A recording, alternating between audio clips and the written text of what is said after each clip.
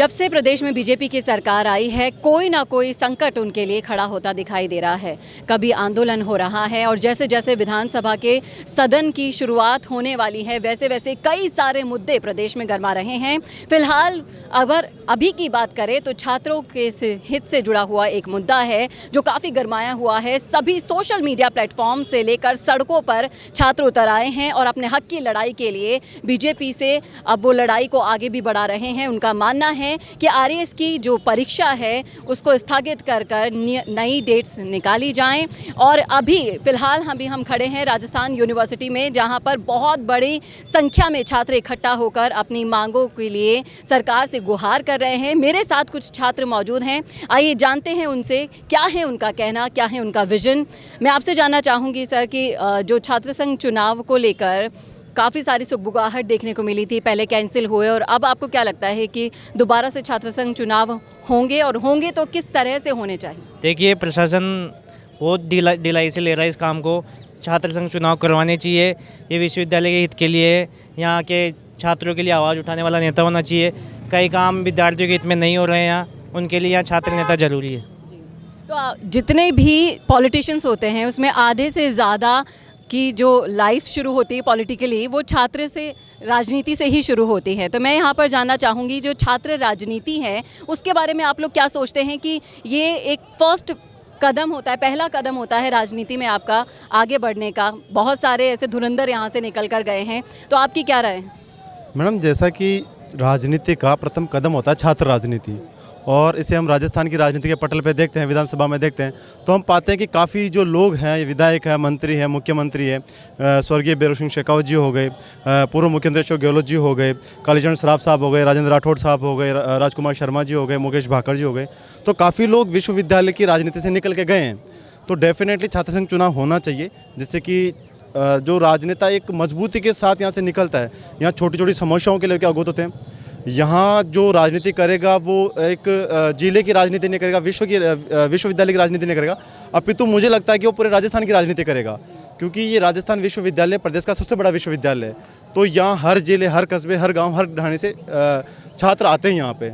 और दूसरी बात है कि यहाँ से अगर राजनीति में निकलते हैं लोग, तो क्योंकि यहाँ पे एडमिशन मेरिट बेस पे होता है, एडमिशन प्रोसेस भी थोड़ी अच्छे स्टूडेंट्स की होती है। यूँ कह के क्रीम लोग यहाँ पे आ पाते हैं, तो राजनीति में अच्छे और क्रीम लोग जा पाएंगे। उसके अलावा यहाँ पर अगर हम आए दिनों बच्चे जो हैं, अगर छात्र संघ चुनाव यहाँ होंगे तो उसका सबसे बड़ा फ़ायदा होगा कि जो आम छात्र हैं, जो विश्वविद्यालय से अवगत नहीं है, काफ़ी चीज़ों से परेशानी से जूझते हैं, वो किसको पकड़ेंगे? अगर यहाँ छात्र संघ चुनाव नहीं होगा तो प्रशासन पूर्णतः उनका स्थापित उतर जाएगा। बच्चों को फेल कर दिया जाता है।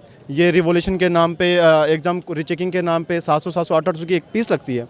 तो अगर ये चीज़ें नहीं होगी तो बच्चे इसको बहुत बड़ा हर्जाना भुगतना पड़ेगा, इसलिए छात्र संघ चुनाव है। लेकिन उसी के साथ एक सुझाव मैं ये भी देना चाहूँगा कि जो छात्र संघ जो चुनाव है, ये जनतंत्र की जगह धनतंत्र में परिवर्तन होता हुआ जा रहा है।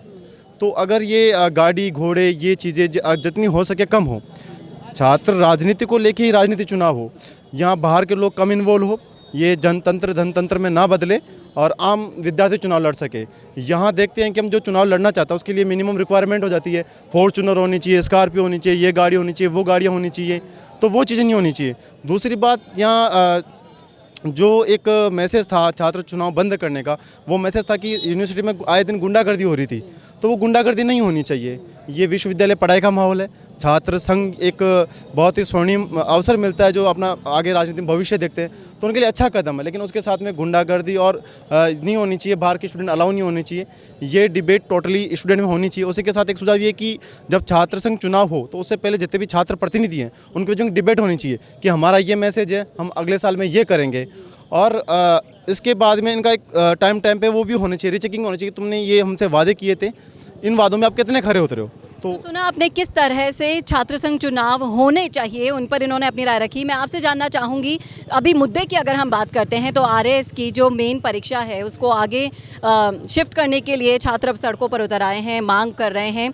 तो आपको क्या लगता है कि ये मांग पहुँच पाएगी सरकार तक? जी मैम, एब्सोल्युटली पहुंच पाएगी, क्योंकि इतने लोग जो कर रहे हैं इसमें गवर्नमेंट सर्वेंट्स हैं, कई जिन्होंने मेंस क्वालिफाइड किया, दे आर नो, तो वो लोग ऐसे तो है नहीं, दे आर वेल क्वालिफाइड। तो अगर उन्हीं लोगों की नहीं सुनी जाएगी तो लाइक जो बेस पे जो बैठे हुए हैं, जो अनएजुकेटेड है, उन लोगों की डिमांड्स क्या सुनी जाएगी? तो क्या अभी तक सरकार ने कोई प्रतिक्रिया दी है? मैम न्यूज़ में आई है।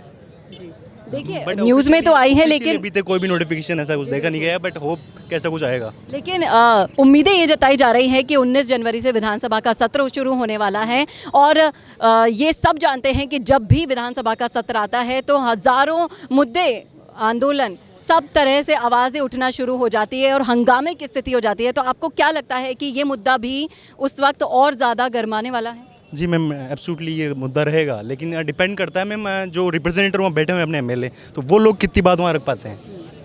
छात्रों के हित की बात हो, युवा वर्ग की बात हो या फिर महिला वर्ग की, बुजुर्ग वर्ग की, अपराधों की बात हो, एक नेता है जो सड़कों पर ना दिन देखता है ना रात देखता है, उतर जाता है, किरोड़ी लाल मीणा उनका नाम है। तो आपकी क्या राय है कि उन्होंने भी इस मांग को लेकर भजन लाल जी को पत्र भी लिखा था, मुलाकात भी की थी, तो आपको क्या लगता है किरोड़ी लाल मीणा जैसा नेता वापस इस मुद्दे के साथ जुड़े या फिर ऐसा कोई और आपके विजन में, कोई राजनीति में दूर दूर तक कोई ऐसा नेता?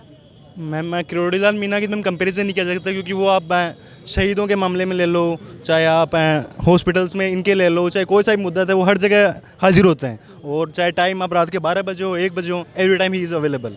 तो मैम कंपैरिजन नहीं किया जा सकता, बट मैं आशा करता हूँ कि ये यंग सरकार है तो ये इट विल टेक डिसीजन।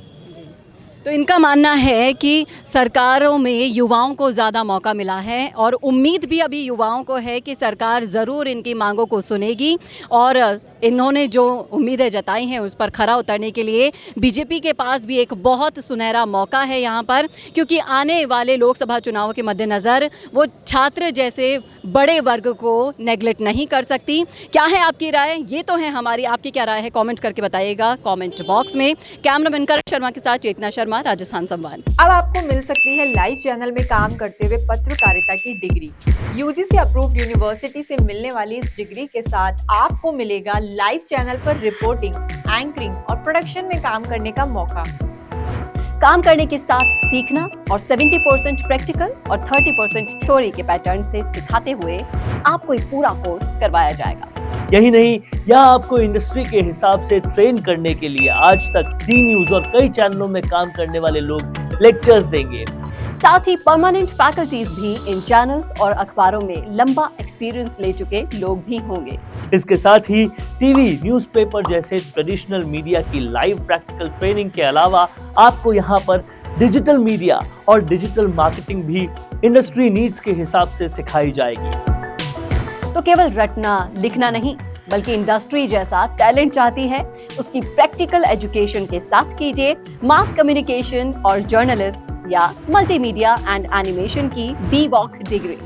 और प्लेसमेंट असिस्टेंट से लेकर ट्रेडिशनल और डिजिटल मीडिया की सारी इंडस्ट्री ट्रेनिंग विद इंटर्नशिप आपको मिलेगी मिशिगा इंस्टीट्यूट ऑफ मीडिया स्टडीज में।